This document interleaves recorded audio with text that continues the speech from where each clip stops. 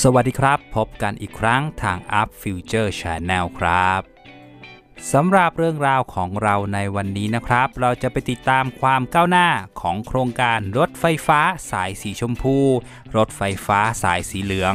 รวมถึงความคืบหน้าของโครงการรถไฟฟ้าสายสีน้ำตาลรายละเอียดของข่าวติดตามได้ทาง Up Future Channel ได้เลยครับ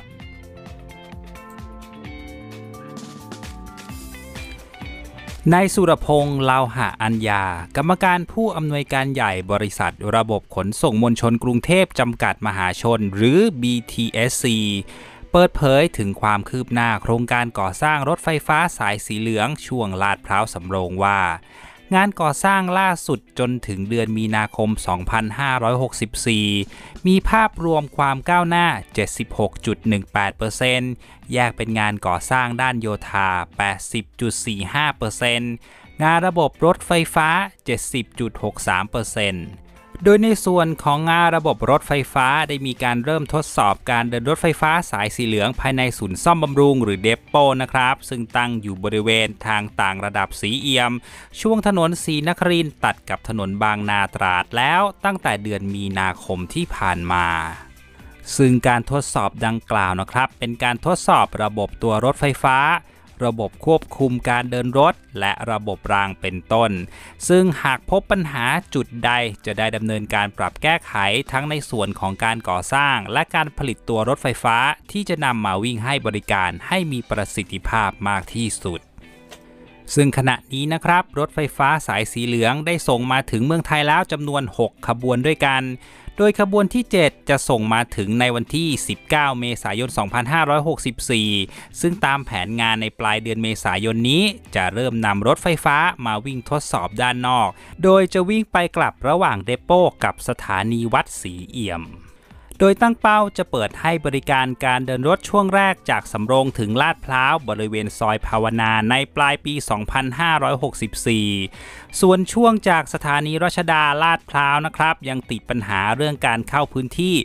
ทำให้การก่อสร้างล่าช้ากว่าจุดอื่นนะครับต้องชะลอการเปิดให้บริการออกไปก่อนจนกว่าจะแล้วเสร็จสำหรับรถไฟฟ้าสายสีชมพูช่วงแครายมินบุรีภาพรวมการก่อสร้างล่าสุดมีความก้าวหน้า 72.83% โดยงานโยธามีความคืบหน้า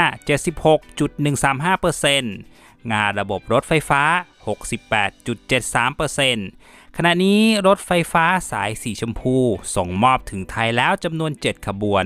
โดยเริ่มมีการทดสอบการเดินรถไฟฟ้าภายในเดโปแล้วเช่นกันและปลายเดือนเมษายนนี้จะเริ่มทำการทดสอบเดินรถไปกลับระหว่างเดโปกับสถานีมีนบุรีสำหรับการเปิดให้บริการเดินรถไฟฟ้าจะแบ่งเป็นช่วงๆเนื่องจากบางสถานียังก่อสร้างไม่แล้วเสร็จนะครับคาดว่าจะเปิดให้บริการช่วงแรกในต้นปี 2565 จากมีนบุรีถึงศูนย์ราชการแจ้งวัฒนะช่วงที่ 2 จากศูนย์ราชการแจ้งวัฒนะถึงปากเกร็ดช่วงที่ 3 จากปากเกร็ดถึงแครายและช่วงสุดท้ายเปิดครบตลอดเส้นทางจนถึงศูนย์ราชการนนทบุรีสำหรับเส้นทางรถไฟฟ้าสายสีชมพูส่วนต่อขยายจากสถานีศรีรัตน์ถนนแจ้งวัฒนะถึงเมืองทองธานีระยะทาง3กิโลเมตรนะครับมีจำนวน2สถานีขณะนี้อยู่ระหว่างรอส่งมอบพื้นที่โดยบริษัทรับผิดชอบจ่ายค่าเวรคืนส่วนต่อขยายทั้งหมดตามแผนงานจะก่อสร้างปลายเดือนมิถุนายนนี้ซึ่งจะใช้ระยะเวลา37เดือนแล้วเสร็จในเดือนกันยายน 2567 ซึ่งจะช้ากว่าสายหลักนะครับโดยมีกำหนดเปิดให้บริการตลอดสายในปี 2565 หรืออย่างช้าเป็นต้นปี 2566 สำหรับรถไฟฟ้าสายสีเหลืองนั้นนะครับบริษัท Eastern บางกอกโมโนเรลจำกัดหรือ EBM เป็นผู้รับสัมปทานจากการรถไฟฟ้าขนส่งมวลชนแห่งประเทศไทยหรือรฟม.ส่วนรถไฟฟ้าสายสีชมพูมีบริษัท Northern บางกอกโมโนเรลจำกัดหรือ NBM เป็นผู้รับสัมปทานจากรฟม.มาต่อกันที่ความคืบหน้าของรถไฟฟ้าสายสีน้ำตาลนะครับรายงานข่าวจากกระทรวงคมนาคมแจ้งว่าภายในเดือนเมษายนถึงเดือนพฤษภาคม 2564 นี้ กระทรวงคมนาคมจะเสนอเรื่องการก่อสร้างโครงการระบบทางด่วนขั้นที่ 3 สายเหนือช่วง N2 นะครับจากเกษตรนวมินทร์เชื่อมต่อไปยังถนนวงแหวนรอบนอกของกรุงเทพด้านตะวันออกระยะทางประมาณ 11 กิโลเมตรในวงเงินประมาณ 1.4 หมื่นล้านบาทและโครงการรถไฟฟ้าสายสีน้ำตาลระยะทางประมาณ 22 กิโลเมตรวงเงินประมาณ 4.8 หมื่นล้านบาทให้กับที่ประชุมคณะรัฐมนตรีพิจารณาเพื่อดำเนินการในขั้นตอนต่างๆและเปิดให้บริการประชาชนต่อไป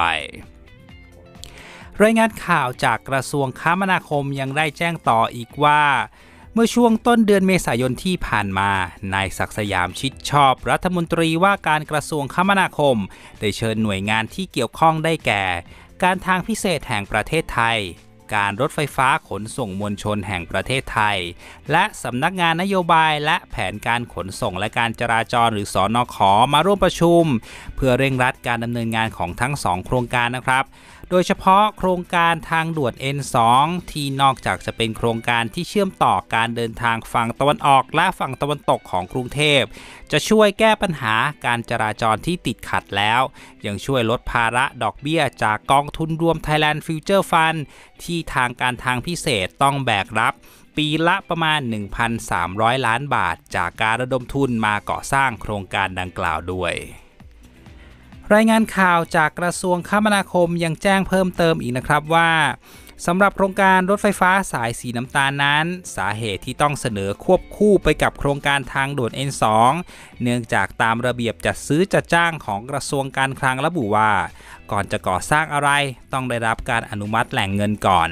ดังนั้นจึงต้องเร่งเสนอโครงการให้กับคณะรัฐมนตรีพิจารณาเห็นชอบเพื่อจะได้ก่อสร้างฐานรากของรถไฟฟ้าสายสีน้ำตาลไปพร้อมกับการสร้างทางด่วน N2 ตามข้อเสนอของสนข.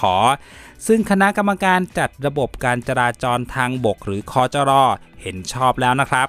และเพื่อลดปัญหาการจราจรที่ติดขัดระหว่างก่อสร้างโดยขณะนี้ทางรฟม.ออกแบบฐานรากของรถไฟฟ้าเสร็จเรียบร้อยแล้วและเตรียมลงนามความร่วมมือหรือ MOU กับการทางพิเศษแห่งประเทศไทยในการก่อสร้างฐานรากของรถไฟฟ้า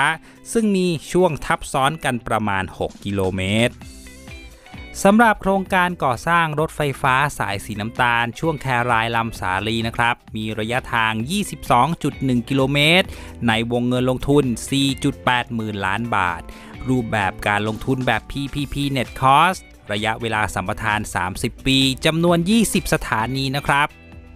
โดยแนวเส้นทางเริ่มจากศูนย์ราชการนนทบุรีนะครับและสิ้นสุดที่แยกลำสาลีซึ่งคาดว่าจะเปิดประมูลภายในปี 2566 นะครับและหลังจากนั้นจะเริ่มก่อสร้างได้ภายในปี 2567 ครับนั่นก็คือเรื่องราวทั้งหมดในวันนี้นะครับความคืบหน้าของโครงการต่างๆเพื่อนๆสามารถติดตามได้ทาง Up Future Channel ในตอนต่อๆไปได้เลยครับ